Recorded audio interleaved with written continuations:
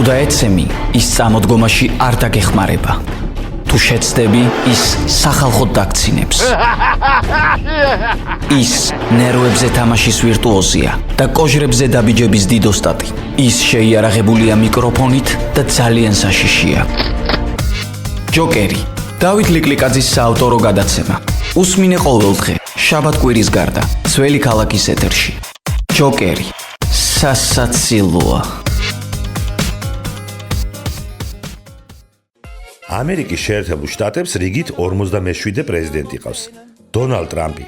ტრამპი ტიპიური შოუმენია, უდიდესი გამოცდილებით, ამიტომ იმის განსაზღვრა რასიზმს რეალობაში მისი ლაპარაკიდან ძნელია, რადგან ამ ტიპის ადამიანები ნიშნულობას არ ანიჭებენ რას იტყვიან, ან რას დაკვირდებიან, სანამ ქაღალდზე არ არის დაწერილი და ხელმოწერილი. ეს გადაცემა ჯოკერია, მე დათო ლიკლიკაძე ვარ, თქვენ გვისმენთ რადიო ძველი ქალაქის ეთერში FM 107.9. გამარჯობა. ამერიკაში მცხოვრებ ემიგრანტებს, ვინც ქვეყანაში იმყოფებით არალეგალურად, არ გემუქრებათ არანაირი დეპორტაცია და ნუ ღელავთ. ქვეყნიდან გაძევება ემუქრებათ მათ, ვინც ჩაიდინა დანაშაული, ან მომავალში ჩაიდენს, ქურდობა, გადასახადების დაამალვა, ნარკოტიკების რეალიზაცია, ამ ბოლო დროს განსაკუთრებით ერჩის ტრამპი ამათ. თავარია იცხოვროთ, იმუშაოთ კეთილსინისიერად და წლის ბოლოს აუცილებლად გადაიხადოთ გადასახადები. საინაუგურაციო სიტყვაში ხაზგასმით ითქვა, კრიმინალი ემიგრანტები დატოვებენ ქვეყანას. კრიმინალებიო. ტრამპის საინაუგურაციო სიტყვა იყო თავისი სტილით დემაგოგიური, ნარცისისტული და მკვეხარა. მუდმივი გამეორება, რომ აქამდე იყო უკუნი და ახლა მოდის სინათლე, თავისუფლება და ოქროს ხანა,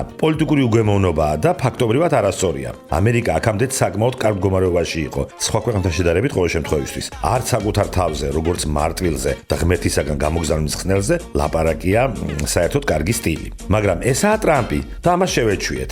პოპულიზმის ეპოქაში ვცხოვრობთ. თავარია ამერიკის პრეზიდენტი რა პოლიტიკას გაატარებს. რაც შეეხება კონკრეტულ პოლიტიკურ შინაარს, დაპირებებს, ზოგი იყოს საკმაოდ უცნაური და ინფანტილური, მაგრამ მთლიანობაში რიტორიკულ გადაჭარბებებს თუ არ ჩავთვლით, კონკრეტული პროგრამული დაპირებების უმრავლესობა ცუდი სულაც არ ყოფილა. არ ვიცი, რას ნიშნავს საგანგებო მდგომარეობა საზღვრებზე, მაგრამ საზღვარი რომ სერიოზულად მისახედია, ცხადია. ასევე არ ვიცით, რას ნიშნავს საგანგებო მდგომარეობა ენერგეტიკაში, მაგრამ ენერგეტიკის განვითარებასა და ამისთვის მისი ზედმეტი რეგულაციებიდან განთავისუფლებაში არასწორს ვერაფერს ვხედავთ. სიტყვის თავისუფლება რომ დასაცავია და სახელმწიფო რომ გულგრილი უნდა იყოს კანის ფერის მიმართ და ადამიანებს მხოლოდ მათი უნარებით და დამსახურებით არჩევდეს, ესეც სწორია. და ასე შემდეგ. მის სიტყვაში ერთი გამოთქვა მომეწონა. საღი აზრის რევოლუცია.